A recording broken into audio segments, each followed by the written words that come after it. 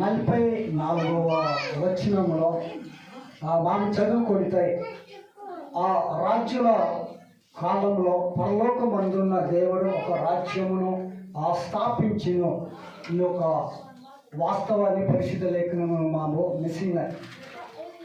అంటే ఈ రాజుల కాలము అమరు పరిపాలించిన ఈ కాలంకి ఒక నెబుకద్నెజరు యొక్క ఆ రాజు తన యొక్క ఆ కాలంలో ఆ దానియేలు ఏ రాజుతో చెప్పబడుతున్న ఆ మాటను దానియేలు ద్వారా ఆ రాజ్యం ఈ విధంగా నేను ప్రస్తావించము, ఈ విధంగా తెలియపరచము. ఈ యొక్క ఆ పరలోకమందున్న ఆ దేవుడికే ఈ విధంగా ఆ విసిమిసి రాజ్యం ఆ రాజ్యం కాలంలో అంటే ఒక ఆ రాజ్యంలో ప్రత్యేకంగా స్థాపించబడుతుంది. ఇది ఏది ప్రస్తావించింది ఆ రాజ్యం కాలంలో పరలోకమందున దేవుడు ఒక రాజ్యము స్థాపించును. ఇది ఒక రాజ్యతోలే రెసినిసి ఎలాగైతే ఈ భౌతికపరమైన ఒక ఆ రాజ్యం అయినది ఒక భారతదేశానికి సంబంధించి ఒక రాష్ట్రానికి సంబంధించి ఎలాగే పరిపాలనకి ఏమిన ఒక ఆ రాజ్యం అన్నమాట. రాజు సరే భరత కమసి పుంజేరు కదా, రాజు సరే అందరికన్నా పెద్దవాడు లేకపోతే అందరికన్నా గొప్పవాడు. ఆ రాజువే ఏ విధంగా చెప్తున్నాడంటే ఆ పరలోకంలో ఉన్న ఒక దేవుడు ఒక రాజ్యాన్ని స్థాపిస్తున్నాడు. ఆ రాజ్యము ఏంటంటే అది కంటిన్యూ చదువుదాం. దానికి ఎన్నటికి నాశనము కలగదు. హల్లెలూయా. ఆ రాజ్యమట ఎలాంటి రాజ్యమట, అది ఎప్పుడు కూడా నాశనము అవ్వంది. మనం ఈ లోకంలో చూస్తున్నాము, ఈ రాజ్యములని ఈ లోకంలో మనము హేరికినాయి. ప్రతి ఒక్క రాజ్యముకే కూలిపోతున్నాయి, ప్రతి ఒక్క దేశముకే నాశనం అన్నాయి. మీరు చాలా జాగ్రత్తగా మీరు వచ్చిందే. హల్లెలూయా, దేవునికి స్తోత్రం. ఈ స్థాపించే ఈ రాజ్యముకే ఎన్నటికి నాశనం ఒకటి ఒక రాజ్యముకే. ఏం రాజ్యం ఎప్పుడు వచ్చేస్తే నాశనం ఒకటి ఈ రాజ్యం. అంటే ఈ రాజ్యము ఏ రాజ్యం అని మీరు ఆలోచన చేస్తున్నారు అంటే పరలోకమందున్న ఆ దేవుడట ఒక రాజ్యాన్ని స్థాపించడానికి ఇష్టపడుతున్నాడట. ఈ రాజ్యం అట ఎప్పటికి కూడా నాశనము అవనొక రాజ్యం. ఏ రాజ్యం అనేసి మనము ఆలోచన చేస్తున్నాము అది చదువుదాము, కంటిన్యూ చేద్దాము. ఆ రాజ్యము దాన్ని పొందిన వారికే గాక మరి ఎవరికి చెందదు. హల్లెలూయా. ఈ రాజ్యం అట దానిని పొందుకున్న వారికి మాత్రము గాక మరి ఎవరికి చెందదు. ఇక్కడ మీరు అర్థం చేసుకోవాలి. అంటే ఒక రాజ్యతో ఎందు నిమిత్తమై ఈ మాటల్ని చెప్తున్నాడంటే పరలోకమందున్న ఆ దేవుడు ఒక రాజ్యాన్ని స్థాపిస్తాడు అనే మాట వాస్తవం. అంటే యేసుక్రీస్తు ప్రభువారు పరలోకము ఉన్న ఆ దేవుడు యేసుక్రీస్తు ప్రభువారు ఒక రాజ్యాన్ని అంటే యేసుక్రీస్తు ప్రభువారిని ఆయన తయారు చేస్తాడు, అంటే పంపిస్తాడు. ఆ రాజ్యం అట ఏ నాటికి ఏమైపోదు, నాశనం కానిది.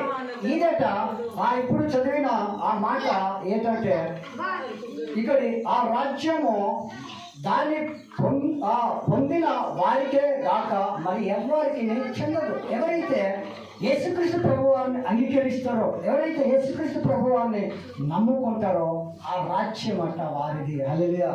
ఎవరైతే యేసుక్రీస్తు ప్రభువారిని పొందుకుంటున్నారో, ఎవరైతే యేసుక్రీస్తు మహాప్రభు సొంత రక్షకుడుగా వారు స్వీకరించినారన ఈ రాజ్యము ఎవరికి మాత్రము తప్పదని వేరే వారికి ఇందులో వాస్తవాలు మీరు అర్థం కాకపోతే ఒక ఆ రాజ్యతో దానియేలు ఒక ప్రవక్త దేవుని ఒక సేవకుడు రాజుతో ఒక కళ్ళభావాన్ని ఇసరి ఈ రాజుకే కళ్ళ కాసిన ఆ తర్వాతకే ఒక చాలా పెద్ద ఎత్తైన ఒక ప్రతిమ ఉన్నాయి చూడడానికి.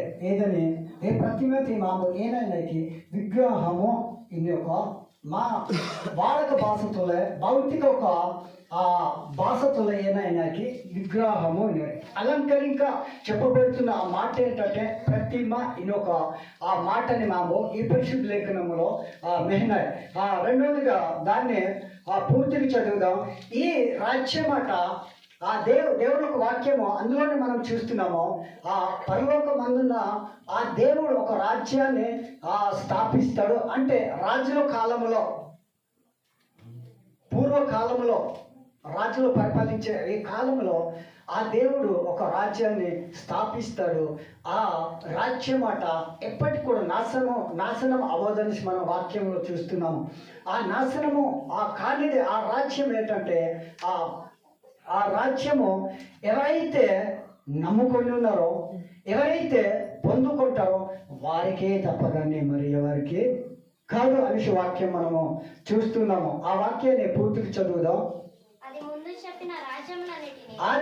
ముందు చెప్పిన రాజ్యములన్నిటిని అర్థం చేసుకోవాలి. అది ఇంత ముందు చెప్పిన ఈ భారతదేశం కానీ ఈ ప్రపంచ వ్యాప్తంగా 288 ఈ దేశములు లాంటివి. ఈ దేశము ఆ రాజ్యం కాదట. చదవమ్మా.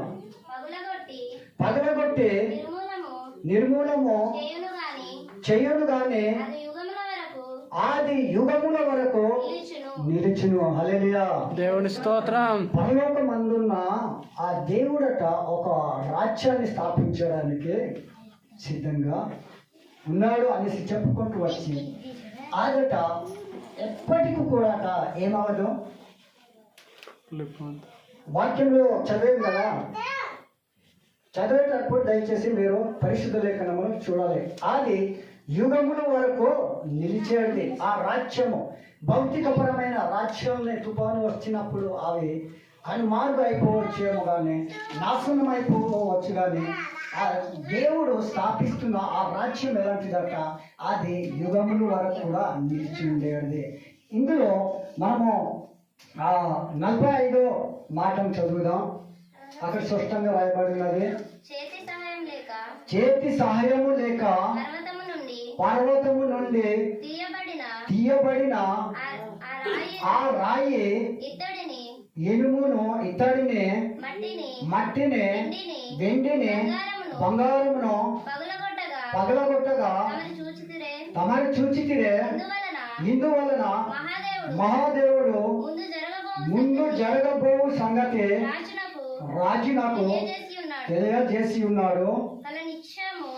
కల నిశ్చయము దాని భావము నమ్మదగినది అని దానియేలు రాజుతో చెప్పాను. హల్లెలూయా. ఇక్కడ 45 వచనంలో నేను ప్రతి మాటకి మీకు అర్థవంతంగా చెప్పలేనేమో కానీ మీరు చదివేటప్పుడు మీ పరిశుద్ధ గ్రంథంలో మీరు చూడండి అనేసి ఎందుకు చెప్పానంటే నేను ప్రతిది కూడా వివరించాలంటే చాలా సమయం అవుతుంది. ఇక్కడ ఏమని రాయబడిందంటే చేతి సహాయము లేక పర్వతము నుండి తీయబడిన ఆ రాయి. అంటే రాయి అనగా ఏమని మనం అనుకుంటాం భౌతికంగా, మనము చూసి ఒక రాయి ఏమో అనేసి మనము అనుకుంటాం కాదండి. ఇక్కడి చేతి సహాయము లేక ఒక పర్వతము నుండి తీయబడిన రాయి అంటే ఇక్కడి కొత్త బంధనంలో ఏనంటి వాక్యం మనకి ఈ రాయి ఒక అర్థంతకి ఎవరైతే తునీకరించిన ఆ రాయి మూలకి తలరాయి అయ్యేను. హల్లెలూయా, దేవునికి స్తోత్రం. మనము ఆ కొత్త బంధన సమయంలో కొత్త బంధన ఈ కాలంలో ప్రవచన నెరవేర్పు కాలంలో మాకు లూకాసు వార్త 20వ అధ్యాయం 17వ వచనంలో ఈ మాట వినాయి. దయచేసి తీయవద్దు, నేను చెప్తాను. ఏది రాజ్యంలో మహాపురు అంటే యేసుక్రీస్తు ప్రభు వారు ఎవరైతే దేవుడు కాదు, ఈయన రకరకాలు అంటే రకరకాల ఆ గొప్ప కార్యములు చేస్తున్నాననేసి చెప్పుకుంటూ ఉన్నాడు. లేకపోతే ఈయనే దేవుడు అనేసి ఆయన అనుకుంటూ ఉన్నాడు అనేసి ఒక తప్పు విధానము, తప్పు ఒక ఆలోచన ఆ యూదులు సదుకాయులు శాస్త్రులుగా ఈవరి ఏకంగా ఆయన ఎప్పుడైతే యేసుక్రీస్తు ప్రభు తుణీకరించింది ఏ రాయికే మూలకి తల రాయి అయ్యేనుంది మహాప్రభు వాక్యము. హల్లెలూయా, దేవుని స్తోత్రం. బాగా గమనించండి, ఈదికే చేతి సహాయం ఇలానకే ఒక పర్వతం నుండి తీయబడిన రాయి మాము మిషన్. హల్లెలూయా. ఈ రాయట ఏం చేస్తుందట ఒకసారి చదవండి మరొకసారి. చేతి సహాయము లేక పర్వతము నుండి తీయబడిన ఆ రాయి ఇనుమును, ఇత్తడిని, మట్టిని, వెండిని, బంగారమును పగలగొట్టగా తమరు చూచితిరే. హల్లెలూయా. నేను మీకు ప్రతిమ గురించి చెప్పాను కదా, ఎక్కడంటే ఇక్కడే అదే వచ్చిన అధ్యాయంలోనే 31వ వచనము నుండి చదువుదాము. నేను చదివించేసి నేను ముగించడానికి ఇష్టపడుతున్నాను, మీకు అర్థం అవ్వాలి అనేసి నేను ఆ వచనాలని చదివించే నేను ముగించడానికి ఇష్టపడుతున్నాను. 31వ వచనం నుండి చదువుదాము. రాజా తము చూచుచుండగా బ్రహ్మాండమాగు ఒక ప్రతిమ కనబడెను గదా. ఏ గొప్ప ప్రతిమ మహాప్రకాశమును భయంకరమునైన రూపమును గలదై తమరి ఎదుట నిలిచెను. ఆ ప్రతిమ యొక్క శిరస్సు.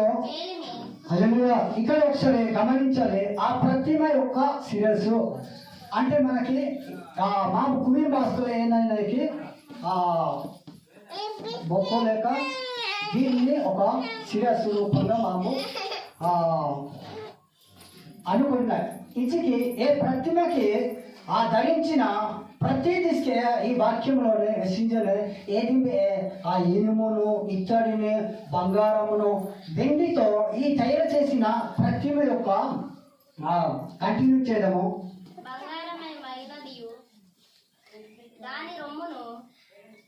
మేలిమి బంగారమయ్యే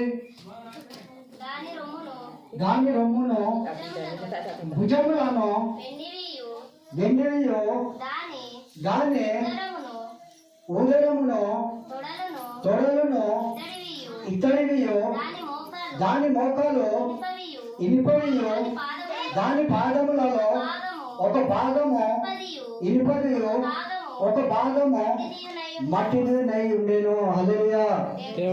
ఇది అన్నిటికీ ఏ ప్రతిమ ప్రతిది ఒక వ్యక్తి సరే ఏళ్ళ కడైనసి ఒకసారి ఆలోచనకి ఇది ఒకే రూపంగా మనిషి రూపంగా రేసి ఈ ప్రతిమకి